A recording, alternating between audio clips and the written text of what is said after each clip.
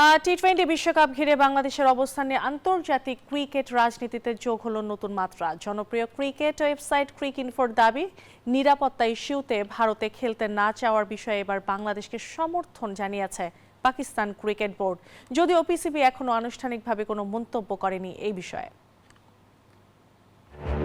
2026 টি-20 বিশ্বকাপে বাংলাদেশের অংশগ্রহণ নিয়ে তৈরি হওয়া সংকট ক্রমেই জটিল হচ্ছে। নিরাপত্তা শঙ্কায় ভারতের মাটিতে খেলতে আপত্তি জানায় বাংলাদেশ ক্রিকেট বোর্ড। বিকল্প ভেন্যু হিসেবে শ্রীলঙ্কায় সরানোর দাবিও জানায় বিসিবি।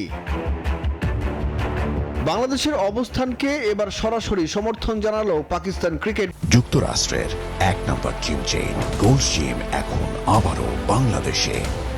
বসুন্ধরা আবাসিক এলাকা ও বসুন্ধরা সিটি শপিং মলে। বোর্ড ইএসপিএন ক্রিকইনফোর এক প্রতিবেদনে এমনটাই দাবি করা হয়েছে।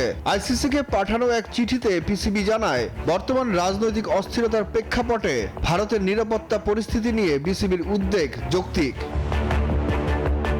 ক্রিকইনফো জানায়, পিসিবির সেই চিঠির কপি আইসিসির বোর্ড সদস্যদের কাছেও পাঠানো হয়েছে।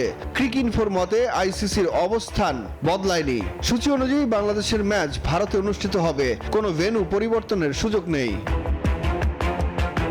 এদিকে বাংলাদেশ সরকার ও ক্রিকেট বোর্ড সাফ জানিয়েছে, এই পরিস্থিতিতে দলকে ভারতে পাঠানো কোনোভাবেই সম্ভব নয়। ফলে দুই পক্ষের অনড় অবস্থানে তৈরি হয়েছে অচল অবস্থা। সুখন সরকার, নিউজ 24।